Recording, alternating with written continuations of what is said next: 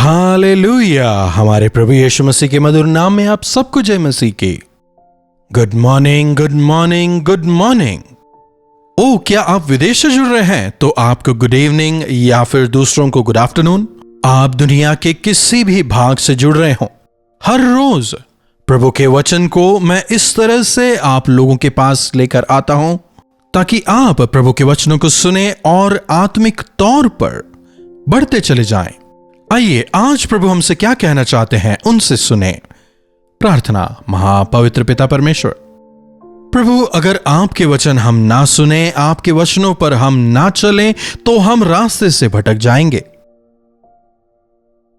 हम बलहीन हो जाएंगे, दिशाहीन हो जाएंगे। इस बात को समझकर आपके वचन से सुनने की इच्छा रखते हैं, हमसे बात करें। यीशु के नाम से प्रार्थना मांगते हैं, आमीन। जब हम रोड पर जा रहे होते हैं ना, कई सारे साइन बोर्ड्स होते हैं, अगर वे ना हो तो काफी खतरनाक होगा।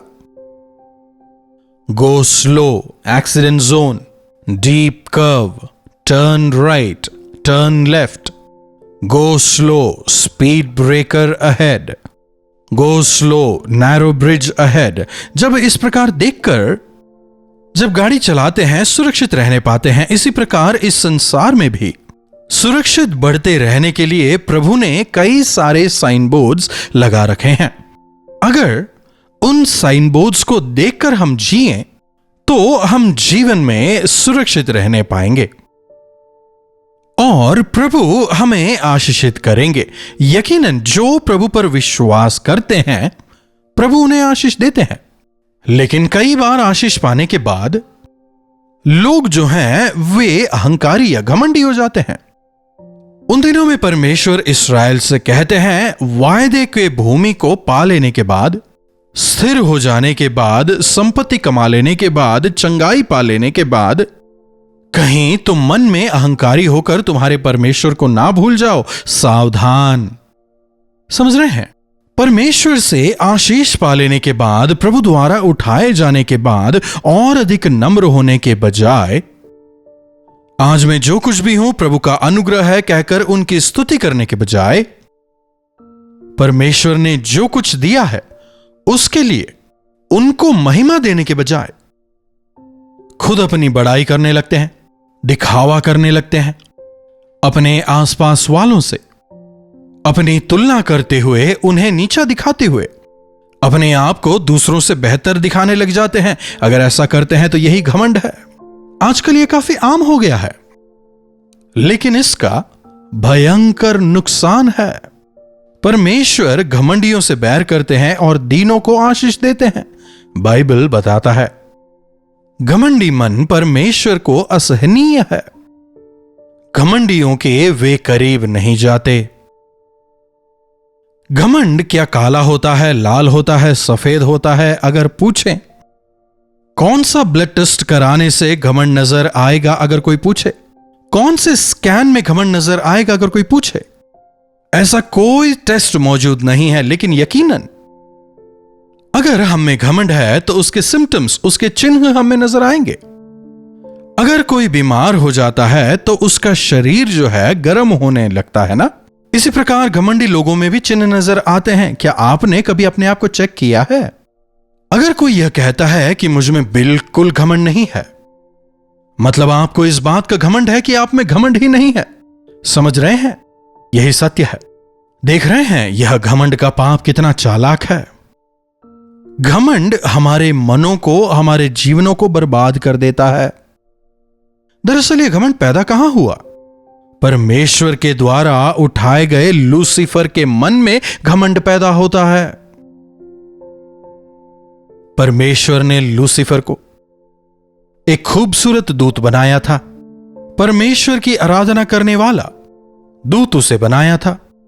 तो जब परमेश्वर ने उसे ऐसा ऊंचा उठाया, इसने क्या किया? हां, मैं भी परमेश्वर के तुल्य ही हूं, परमेश्वर के बराबर में मैं अपना सिंहासन बनाऊंगा कहकर उसने अपने आप को ऊंचा करने की कोशिश की। यहीं से घमंड की शुरुआत हुई और उसे स्वर्ग से फेंका गया। आज इंसानों को काफी सावधान रहने की जरूरत है। विशेषकर प्रभु के संतानों को और अधिक सावधान रहना है, क्योंकि शैतान इसी ताक में लगा हुआ है कि वो किसे चीर फाड़ खाए और उन्हें बर्बाद कर दे। किसी में अधिकार का घमंड होता है, किसी में पैसों का, किसी में सुंदरता का, किसी को पढ़ाई का, किसी में अपनी जाति का घमंड। अगर किसी भी क्षेत्र में आप अव्वल हैं, आप बेहतर हैं, तो उसके प्रति घमंड ना करें। घमंड करने के बजाय जो कुछ भी है यह प्रभु का अनुग्रह है कहकर आप नम्र होकर जीवन बिताएं। प्रभु को जानने वाले, प्रभु यीशु मसीह के साथ संगति रखने वाले नम्र मन के होते हैं, दीन मन के होते हैं, क्योंकि प्रभु हमसे चाहते हैं कि हम नम्र होकर जिएं, हम दीन होकर जिएं। प्रभु दीन मन वालों के संग रहते हैं और घमंडियों से दूर। प्रभु स्वर्ग के परमेश्वर तो हैं, लेकिन वे नम्र और दीन मन वालों के साथ रहना पसंद करते हैं। घमंड घिनौना होता है। घमंडी मनुष्य जब अपनी बड़ाई कर रहा होता है, सुनने वालों को आसानी से समझ आ जाता है। सुनने वाले आप पर यकीन नहीं करेंगे ना, उनके सामने आपका अपमान हो रहा है। अनेकों बार हम अपने आप की तुलना दूसरों से करने लगते हैं। फरीसी आराधनालय जाकर मैं दूसरों जैसा नहीं हूं कहकर घमंड करता है। मैं ये करता हूं, वो करता हूं कहकर घमंड दिखाने लगता है। अगर आप अपने बारे में ही बहुत बातें करते रहते हैं, मतलब आपको घमंड की बीमारी लग गई है। बातचीत में अगर आप मैं, मेरा, मुझे इस प्रकार के शब्दों का इस्तेमाल करते हैं, मतलब आपके मन में यह घमंड समाने लगा है। आज मैं जो कुछ भी हूं प्रभु की वजह से है। जब हम यह कहते हैं तो हम प्रभु को महिमित करते हैं। अपने आप को ऊंचा दिखाना, अहंकारी होकर बात करना, दूसरों को नीचा दिखाना, कहीं आप ऐसे तो नहीं हैं? अपने आप को जांचिए। आज पति पत्नी के बीच झगड़े वगैरह क्यों होते हैं? क्यों विश्वासियों के बीच में मनमुटाव होते हैं? विश्वासियों को छोड़िए, सेवकों के बीच में भी क्यों मतभेद हैं? मैं उस सेवक से अच्छा हूं, उससे अच्छा प्रचार करता हूं। मन में ऐसे विचार आने की वजह से ही तो मैं उससे बेहतर हूं सोचने वाला घमंडी है। मुझे कुछ नहीं आता कहकर चुप रहने वाला दीन है। मैं जानता हूं कहने वाला कुछ और नहीं सीख सकता, फुल स्टॉप लगा दिया है। मुझे नहीं पता, मुझे नहीं आता कहने वाला और सीखता रहेगा और सीखता रहेगा और सीखता रहेगा, जिंदगी भर सीखता रहेगा और बढ़ता चला जाएगा। अपने आप को जांच कर देखें, कहीं आप घमंडी तो नहीं हो गए हैं, बात बात में अपनी बड़ाई तो नहीं कर रहे। देखिए, दूसरों से जब हम बातचीत करते हैं तो हमारा व्यवहार उनके लिए अड़चन लाने वाला ना हो, बल्कि हमारे जीवन से प्रभु नजर आने पाए। दयालु होकर समझ भरे बोल हमें बोलने चाहिए। विनाश से पहले गर्व और ठोकर खाने से पहले घमंड आता है। विनाश से पहले गर्व और ठोकर खाने से पहले घमंड। घमंड जो है, गर्व जो है, गिरने का कारण बनता है। अगर आप में गर्व आ गया है, घमंड आ गया है, मतलब उसके पीछे पीछे विनाश भी आएगा। अगर मन में अहंकार है, मतलब पतन का रास्ता खुद तैयार कर रहे हैं। उन दिनों में नबूकदनेस्सर ने घमंड किया। यह मेरा है कहकर जब वो घमंड करने लगता है, पशु सरीखा घास खाता है वचन बताता है। जब तक उसने परमेश्वर को महिमा नहीं दी, तब तक नबूकदनेस्सर उस परिस्थिति से बाहर नहीं निकलने पाया। समझ रहे हैं? देखिए, कई बार होता है ना, छोटी मोटी बातों को लेकर हम मन में घमंड करने लगते हैं, वही धीरे धीरे करके मन में बड़ा होने लगता है। जब तक समझ आएगा नुकसान हो चुका होगा। परिवारों के टूटने का कारण, संसार की आज जो स्थिति है उसका एक मुख्य कारण अहंकार ही है, स्वार्थ। हां, मैं सबसे बेहतर हूं, हमसे ऊपर कोई नहीं, यह साबित करने की होड़। हां, अब मेरा कोई कुछ नहीं बिगाड़ सकता, मैं कुछ भी कर सकता हूं, यह सोच ही तो एक मुख्य कारण है। अगर उन्हें लगता है कि कोई कुछ नहीं कर सकता, पर परमेश्वर उन्हें देख रहे हैं अगर वे समझें, और एक दिन हर चीज का जवाब उन्हें देना होगा अगर वे यह समझें, नम्र होकर जिएंगे। प्रभु कहते हैं, तेरी जबान पर शब्द आने से पहले मैं उसे जानता हूं। लेकिन आज इंसानों के सामने अहंकारी होना तो छोड़िए, परमेश्वर के सामने ही अहंकारी होने लगते हैं। हां, बड़े आ गए परमेश्वर, क्या कर लिया उन्होंने, हैं? कोई परमेश्वर नहीं है। अगर ऐसी सोच आप में है, सावधान हो जाएं, शैतान आपके मनों में राज्य कर रहा है। शैतान आपको पूरी तरह से नाश कर दे, उससे पहले सावधान हो जाएं। घमंड करने के बजाय वचन हमें बताता है कि हमें परमेश्वर का डर होना चाहिए। जब हम बढ़ाए जाते हैं तब घमंड ना करें, बल्कि डरें। इससे भी जब ऊंची स्थिति में आप पहुंचाए जाएंगे, क्या आप उसमें रहने पाएंगे? क्या उस अधिकार का मैं सदुपयोग करने पाऊंगा? क्या इन आशीषों का उपयोग मैं अपनी और दूसरों की भलाई के लिए करने पाऊंगा? कहते हुए और अधिक नम्र और दीन होकर आपको रहना चाहिए, ना कि जो आपके पास है उसके लिए घमंड करें। अगर आप उसके लिए घमंड करते हैं तो आप ना केवल उन चीजों को खो देंगे, बल्कि आत्मिक जीवन में भी गिर जाएंगे। शैतान और उसके अनुयायियों के लिए बनाए गए नरक की ओर देखकर आप बढ़ रहे हैं, यह जान लें। इसीलिए नम्र और दीन होकर रहें। अगर आपको लगता है कि आप में घमंड है, तो इसे ठीक करने की कोई दवा नहीं है। अगर घमंड को आपको खत्म करना है तो उसका केवल एक ही मार्ग है, प्रभु के सामने आकर उपवास के साथ में प्रार्थना करें, अपने अहम को खत्म करें और अपने मन में प्रभु को बिठाएं। आपकी इस स्थिति का प्रभु के सामने अंगीकार करें। जब आप अपने आप को प्रभु के हाथों में समर्पित करेंगे, पवित्र आत्मा आपके जीवन में कार्य करेंगे। जब पवित्र आत्मा पापों का बोध कराते हैं और जब हम उनका अंगीकार करते हैं, प्रभु हमें क्षमा करते हैं, नया मन देते हैं। हमें दंड देने के लिए उठाए हाथ को प्रभु हमें आशीष देने के लिए इस्तेमाल में लाते हैं। घमंड को छोड़ दें, अहंकारी मन को खत्म करें। टूटे हुए मन के साथ अपने अहंकार के लिए प्रभु से क्षमा मांगें।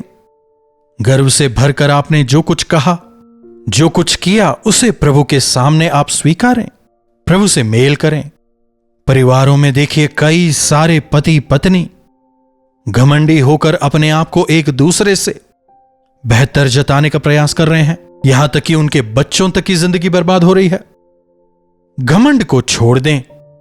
दीन मन वालों को प्रभु अलंकृत करते हैं। जब एक व्यक्ति घमंड से भरकर बात कर रहा होता है, उसके चेहरे में वो चीज नजर आ जाती है, दूसरे सुनने वाले लोग जो हैं उनसे सहन नहीं हो पाता।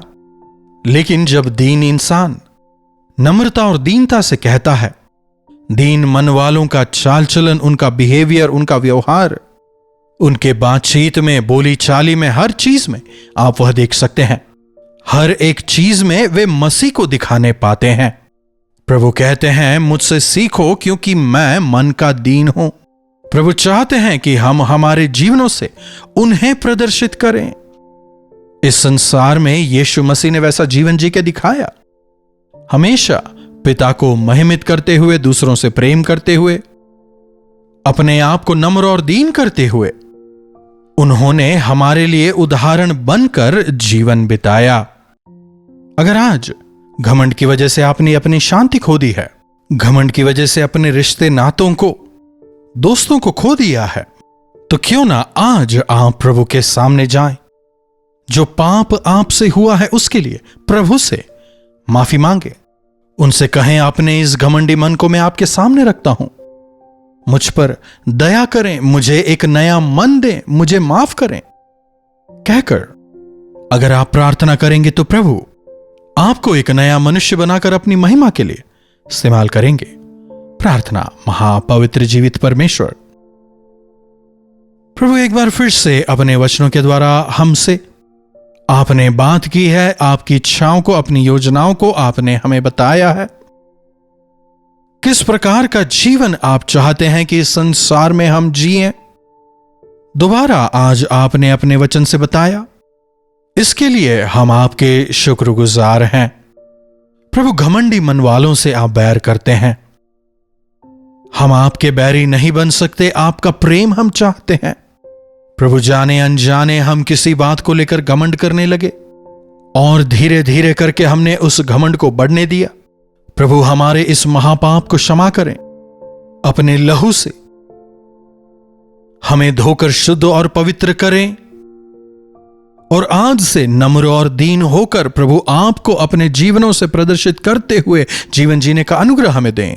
यीशु के नाम से प्रार्थना मांगते हैं, आमीन।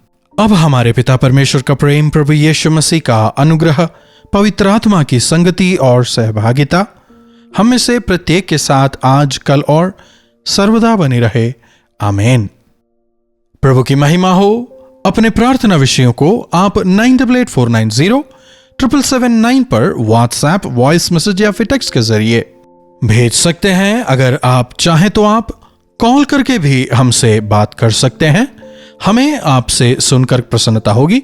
हम आपके लिए प्रार्थना करेंगे। प्रभु अवश्य आपके जीवनों में चमत्कार करेंगे। चैनल को लाइक, सब्सक्राइब और शेयर भी जरूर करिएगा। काफी समर्पण और बोझ के साथ में प्रभु की दी हुई इस सेवकाई को हम लगातार आगे बढ़ा रहे हैं। अगर आपने इन सेवकाइयों के द्वारा अपने जीवन में आशीष पाई है और अगर पवित्र आत्मा आपको इसमें भाग लेने के लिए प्रेरित करते हैं तो आप हमसे संपर्क कर सकते हैं। हमारी टीम तमाम जानकारियां आपको मुहैया कराएंगी और हम मिलकर प्रभु की इस सेवा में लगातार आगे बढ़ते चले जाएंगे। इन्हीं वचनों के साथ आज मैं आपसे विदा लेना चाहूंगा। दोबारा मिलने तक प्रभु का अनुग्रह हम सबों पर निरंतर बना रहे। हालेलुया। दिल्ली एनसीआर में रहने वाले तमाम श्रोताओं के लिए शुभ संदेश। प्रभु की इच्छा रही तो जुलाई 29 तारीख को YWCA कॉन्स्टेंटिया हॉल में वन डे गेट टुगेदर का आयोजन हम आप सबों के लिए कर रहे हैं। दोपहर 2 से लेकर शाम 5 बजे तक और शाम 6 से लेकर 9 बजे तक 2 सेशंस का आयोजन हम कर रहे हैं। अगर आप हिंदी, तमिल या तेलुगु बोलते हैं तो अवश्य आएं। हम मिलकर प्रभु की स्तुति करेंगे, प्रभु की आराधना करेंगे टीवी के जरिए या सोशल मीडिया के द्वारा। अगर आप वचनों को सुनते हैं तो व्यक्तिगत तौर पर आपसे मिलकर आपके लिए मैं प्रार्थना करना चाहूंगा। तो अवश्य आए, हम मिलकर प्रभु की स्तुति करेंगे। अधिक जानकारी के लिए आप 8939393939 नंबर पर संपर्क कर सकते हैं या फिर इस QR कोड को भी स्कैन करके आप जानकारियों को हासिल कर सकते हैं।